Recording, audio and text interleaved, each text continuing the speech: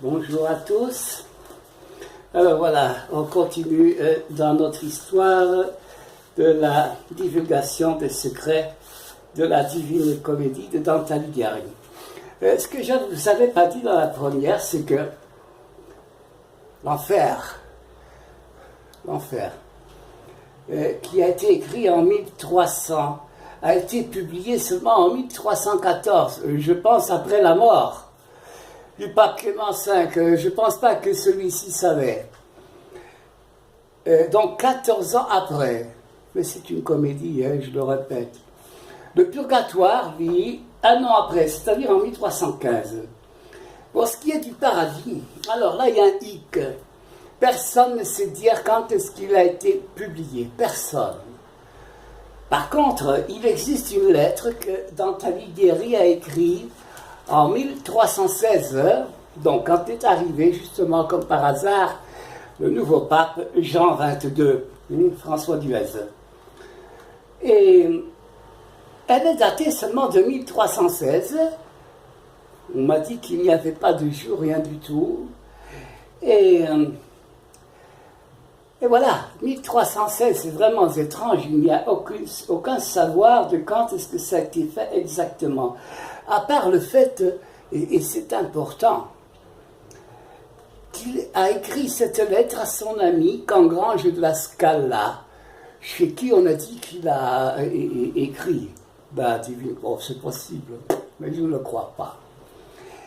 Et en disant qu'il lui dédie le paradis. Et voilà. Cette lettre a été écrite en deux langues. En italien, en vieil italien, et en latin, s'il vous plaît. Je vous avais dit que rien des statuts de l'ordre ne pouvait être divulgué dans la langue vulgaire. Donc le français, mais ça c'était en latin. Et en Italie, c'est la même chose, parce que vous allez apprendre qui était Dante Alighieri.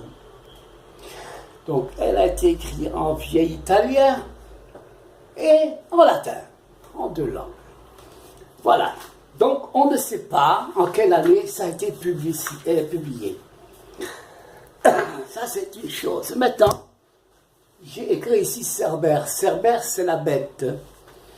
Parce qu'on parle beaucoup de la bête dans la Divine Comédie. Et à ce propos, je voudrais, avant d'aller plus loin, et moi, j'ai pas de chance, vraiment pas. Il y a quelques jours de ça, j'ai cherché la personne qui a écrit ceci, qui a traduit la Divine Comédie de Dante Alighieri, et c'était Madame Jacqueline Risset. Et je tiens absolument à citer son nom, parce que je peux vous assurer que cette dame, si elle aurait eu le temps de bien chercher, je suis persuadé qu'elle aurait trouvé des choses, et c'est peut-être la seule. Je tire vraiment mon chapeau à cette dame qui n'est plus, malheureusement. Et si je voulais lui téléphoner, c'était justement pour lui demander si elle m'autorisait à dire quelques petites choses qu'elle a dit ici en traduction, parce que je peux vous assurer qu'elle m'a donné un grand coup de main, malgré que je suis ce qui je suis. Et cette dame m'a beaucoup aidé dans des choses que je ne savais pas, parce que je ne suis pas comme Dante Alighieri, je ne suis pas un terminal, moi. Je n'ai qu'une petite tête, un petit cerveau, et voilà. Donc, je voudrais tout simplement rendre hommage à cette dame, Madame Jacqueline Risset, qui a écrit donc et qui a traduit la Divine Comédie et qui est présentée ici dans les éditions Flammarion. Publicité gratuite. Moi, j'ai toujours fait tout gratuitement. J'ai jamais pris un centime sur quoi que ce soit. Je le répète, j'ai reçu gratuit, je donne gratuit. Il n'y a pas de droit d'auteur, il n'y a rien du tout. J'ai jamais gagné un centime. J'insiste sur le fait. Donc, merci Madame Risset. Et vraiment chapeau. Voilà. Les choses belles et bonnes, il faut aussi pouvoir les dire, hein, parce qu'on parle toujours du mal. Et la preuve, nous allons voir le Cerbère, qui est la bête. La bête a 3 têtes. Et c'est Hercule qui est venu sur Terre avec la bête. Enchaîné. J'insiste là-dessus. Alors, dans l'enfer, Cerbère est cité 3 fois. Et où? Eh bien, tout simplement dans le canton numéro 6. Je vais le faire plus gros, qu'on le voit mieux, dans le canton numéro 6. Je vous ai dit que rien des statuts secrets de l'ordre ne pouvait être divulgué dans la langue vulgaire. Donc nous sommes en Italie, ça ne pouvait pas être divulgué en italien. Mais, attention, il y a des mais, et je vais vous le montrer. Nous écrivons 6, et comme à l'origine, en chiffres romains, eh bien nous allons le faire en chiffres tout simplement arabes, comme nous les écrivons nous. Alors, Cerbère est cité 3 fois dans le canton numéro 6. Déjà, l'esprit nous dit 3 fois 6, hein, c'est pas 18, c'est 666, c'est le nom de la bête, mais pas de l'animal, de la vraie bête, hein, puisque c'est écrit dans la Bible. Hein, et tu n'écriras pas le nom de la bête, je vous l'ai de toute façon montré dans le carré de Sator. Si vous n'avez pas regardé, tant pis pour vous. Et que tu n'as pas le droit d'écrire le nom de la bête afin de ne pas commettre le crime de lèse-majesté. Or, vous savez, tout le monde sait que le crime de lèse-majesté se fait uniquement contre la personne d'un roi. Et dans notre histoire, c'est Philippe IV le Bel, la bête, j'insiste. Je n'ai pas écrit son nom, je le dis, je n'ai pas écrit. Les paroles s'envolent, les écrits restent, attention, hein. Je joue avec les mots. Alors, regardez un petit peu, 3 fois citer la bête dans le canton numéro 6. 3 fois 6, 66, le nom de la bête. Mais c'est pas tout, parce qu'il est cité 3 fois dans le verset numéro, je regarde, 12. Et puis, la dualité de 12, c'est 21 et le 30. Alors, regardez la subtilité. 12 plus 21, 33. Et 30, 63. La dualité de 63, c'est 3, 6. De nouveau. 6, 6 et 6. De nouveau la bête. Mais, attention, nous ne l'avons fait qu'une fois. Ah oui, parce qu'il faut vraiment tout faire pour bien montrer que c'est le vrai. La dualité du 6, c'est le 9.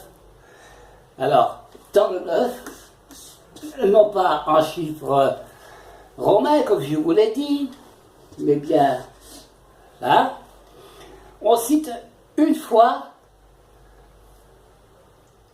ceci, mais dans un petit texte qui dit ceci. À quoi sert de heurter contre le destin? Votre Cerbère emporte encore la gorge et le menton pelé. Alors, ça veut dire quoi? Votre Cerbère, Cerbère, c'est pas l'animal, c'est la vraie bête. Il emporte encore le cou et le menton pelé, parce que, eh bien, dans l'autre, ici, c'est Hercule qui le tient avec une chaîne. Et à force, ben, ça a pelé les poils et tout, et voilà. Et ça veut dire quoi? Eh bien, regardez la subtilité, c'est là que vous allez, hein, parce qu'on va dévoiler qui est. Et le menton. Alors, le Cerbère est égal à la bête, 666, notre bête, un humain, et non pas un animal. Mais le menton, c'est une parole secrète.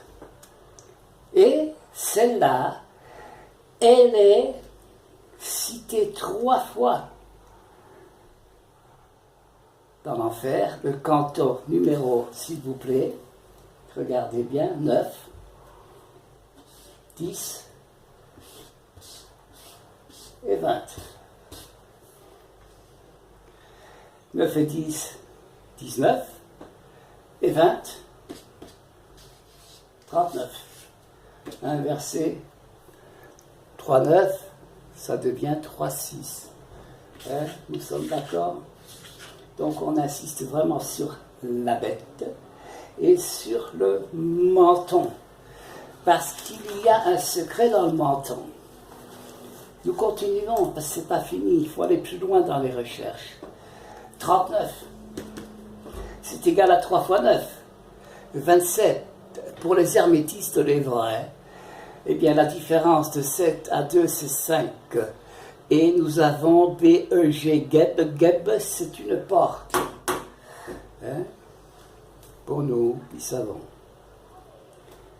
Mais alors, c'est aussi le cerbère plus menton. Dans le purgatoire, dans le canto numéro 13, verset 102, il est cité une fois. Dans le 13. Et la dualité du 13, eh bien, menton est cité une deuxième fois dans le 31, puisque c'est la dualité 13, 3, 1. Il est cité une deuxième fois dans le verset 72. Alors, regardez un petit peu l'astuce. 13 plus 21 est égal à 44. Eh bien, dans notre esprit, nous devons penser que 44, c'est les 44 hectares du Vatican.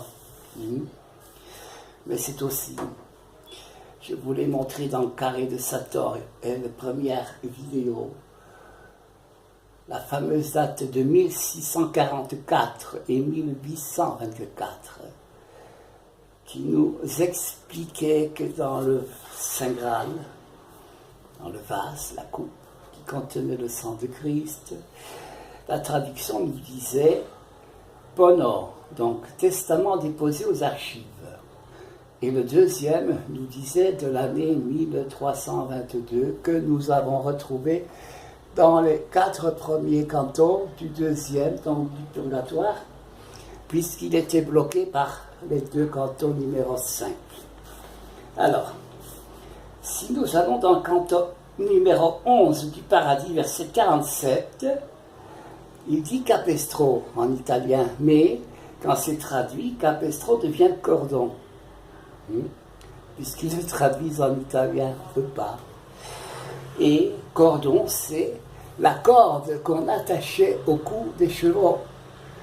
Mais dans la vraie langue, celle qu'il faut traduire, capestro, ça veut dire tenir quelqu'un en laisse. Vous voyez que ce n'est pas la même chose. C'est les mêmes paroles, mais tout à fait une autre signification. Alors, attendez, je n'ai pas fini. Voilà. Donc, c'est la corde qu'on attachait. Alors, toujours dans le purgatoire, le 31, verset 81. Et alors, c'était vers la bête qui est une seule personne en 2 natures. Et cette bête qui est en 2 natures, c'est l'humain et la bête. Hein. Donc, ça c'est Marie qui parlait de ça. Il était tourné vers la bête. Alors, en parlant de la bête, en parlant du menton, eh bien je vais déjà vous dévoiler. Parce que vous savez que dans le canto 32 ou 33, toujours du purgatoire, il était dit ceci, en parlant de tenir quelqu'un en laisse. Hein? Voilà. Purgatoire 32, verset 141.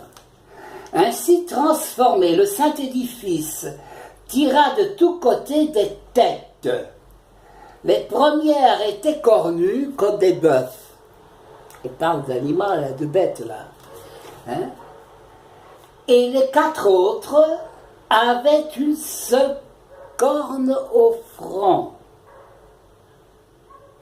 Jamais on n'a vu encore un pareil monstre. Alors, en parlant d'un pareil monstre qui n'a qu'une seule corne à la tête, ce monstre, c'est la bête.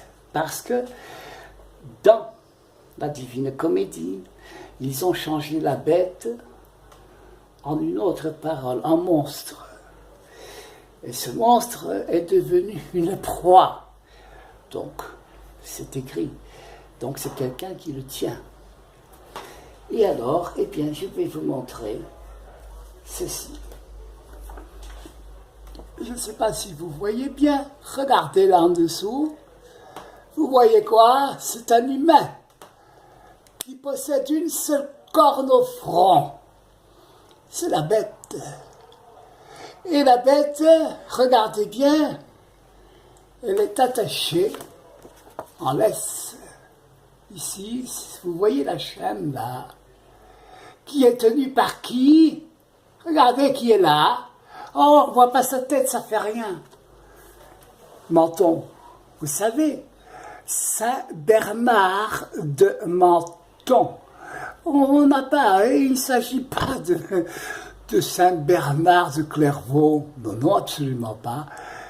C'est Saint Bernard de Menton. D'ailleurs, il existe de Menton aussi. Hein? On va aller ici en Italie, Menton, mais il y a Menton près du lac de... d'où vient Saint Bernard de Menton, avec des H. Menton. Voilà. C'est Saint Bernard de Menton qui tient la bête en laisse, c'est-à-dire qui tient la bête qui est devenue un monstre avec une seule corne. Et je vais arrêter là, mais je vais vous montrer quand même encore une autre photo. Regardez ici, qu'est-ce qu'on voit? Si vous regardez bien dans le haut, vous voyez sur la croix, on dirait qu'il y a un parchemin qui est attaché là. Regardez bien, hein? Parce que Saint Bernard de Menton, il est juste à côté, là, à droite. Parce qu'en dessous, là, vous voyez ici, c'est le tabernacle. Et voilà, Saint Bernard de Menton qui tient la bête. Hein, je vous l'ai montré. À la droite du tabernacle. Oh, tous les bons chrétiens, hein, ils n'ont rien pigé. Là, je montre encore, là. Vous voyez, il est là, il est là. Oui. Oui. Voici meilleur, plus grand, hein, la bête. Le démon avec une corne sur la tête. C'est quelque chose de vraiment rarissime. Hein, et vous ne la trouverez que dans un seul endroit, c'est là. Tenu par Saint Bernard de Menton. Et pas de Clairvaux, je suis désolé. Parce que ce n'est pas Saint Bernard de Menton qui remplace Béatrice à la fin de la Divine Comédie, non. C'est Saint Bernard de Menton qui a été pendant 40 ans diacre. Vous vous rappelez le carré de Sator, où je vous ai dit qu'on a retrouvé un carré unique au monde dans l'église Sant'Orso d'Aoste. Eh bien, c'est à Aoste que tout se passe. Mais je vais vous le montrer et démontrer de par la Divine Comédie que Dante nous envoie précisément là-bas. Et pas avec une chose, mais avec 50 000 choses. Ce sont toutes des paroles qui t'envoient précisément au Val d'Aoste, où tout se trouve. Et ça, je vous l'explique dans une autre. Hein, on ne va pas tout dire vite, parce qu'après ça s'oublie. Non, je veux que vous voyez de vos yeux, compreniez. Alors, on fait doucement. Donc, vous avez compris maintenant que la bête, eh bien, c'est le roi. Et qu'il n'a qu'une corne parce qu'on l'a fait comme ça. Et je vous dis tout de suite, ça a été fait avec autorisation papale. N'oubliez pas les 2 veilleurs, Dante Alighieri et Je tourne, je tourne, je tourne. Et vous voyez là, c'est l'ordre des hospitaliers Saint-Jean de Jérusalem, mieux connu, eh ben oui, sous le nom de l'ordre de Malte. Voilà, les témoins. Mais je vous expliquerai le pourquoi ils sont obligés, c'est interdit. Non pas pour cacher les choses, non, non, non, non. Tout simplement parce qu'il y a un testament. J'insiste sur le fait. Et interdit de parler. Parce que eux, c'était un jour viendra où Dieu enverra quelqu'un pour la vérité. Vous pouvez rire de moi. Moi, j'aime bien qu'on rit de ma gueule. Parce que ça prouvera plus tard que vous allez pleurer. Hein? Ou alors vous allez dire, oui, c'est vrai. Voilà. Allez, ciao. À la prochaine. Oups.